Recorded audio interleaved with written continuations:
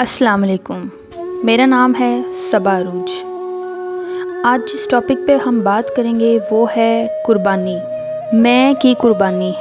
انسان کے اندر اللہ نے بہت ساری خصوصیات رکھی ہیں اور بہت ساری برائیاں رکھی ہیں، جن میں ایک خصوصیت اور ایک برائی ایک ہی لفظ کے اندر آتی ہے، اور وہ لفظ ہے لفظ میں۔ اس میں ہماری خواہشات، ہماری ضروریات، ہماری تمنائیں، ہمارے خواب، ہماری چاہتیں، ہمارے محبت، ہمارا پیار، غرض ہماری پوری ذات شامل ہوتی ہے۔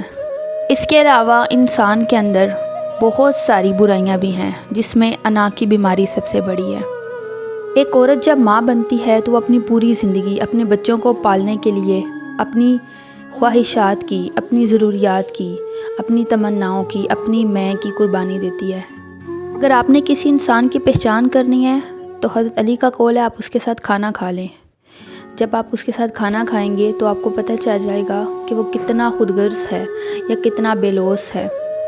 یا وہ پہلے روٹی آپ کو سرو کرے گا، اچھی والی بوٹی آپ کے سامنے رکھے گا، یا پھر آپ اس کے ساتھ سفر کر لیں، تب بھی آپ کو پتہ چل جائے گا کہ وہ آپ کو کتنی سہولتیں دیتا ہے۔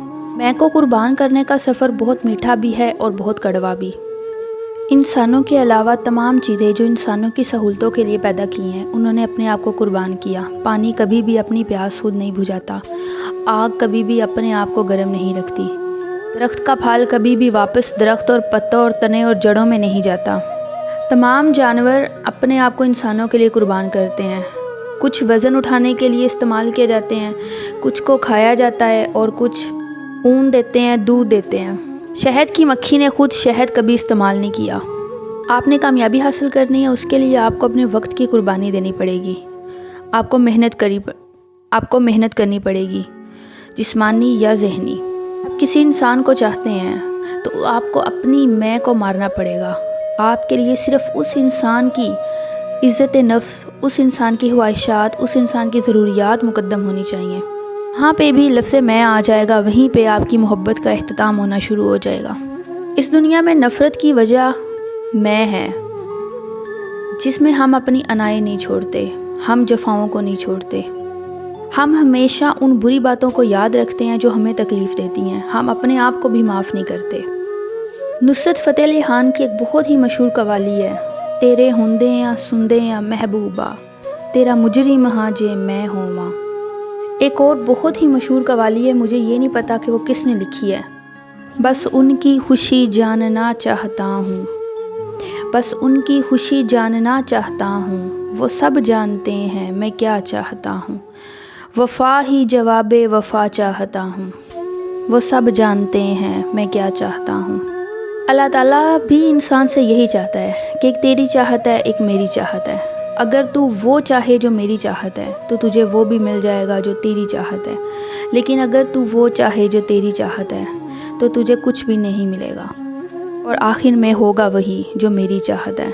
یعنی کہ چاہتوں کی، خواہشوں کی، آرزوؤں کی قربانی، یہی زندگی ہے۔ لیکن اس کو سمجھنے کے لیے کبھی ہم پوری زندگی لگا دیتے ہیں اور کبھی ہم چھوٹی سی عمر میں یہ بات سمجھ لیتے ہیں۔ مجھے بے لوث انسان بہت زیادہ پسند ہے۔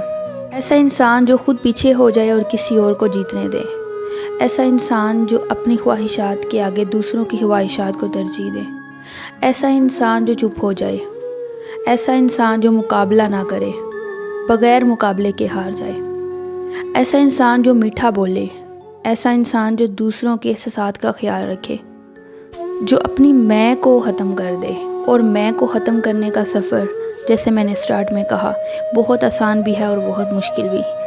جب ہم یہ سوچنا شروع کر دیں کہ اگر ہم کسی خواہش یا آرزو سے دستبردار ہو جاتے ہیں تو اس کے بدلے ہمیں کیا ملے گا، ہمیں سکون قلب ملے گا، ایسا سکون جو شاید کسی چیز کو حاصل کرنے کے بعد بھی نہیں ملے گا۔ ہمیں بھی میں کی قربانی کا سفر کو شروع کرنا چاہیے اور پھر لذت قلب کو حاصل کرنا چاہیے۔ اپنا خیال رکھیں، اللہ حافظ۔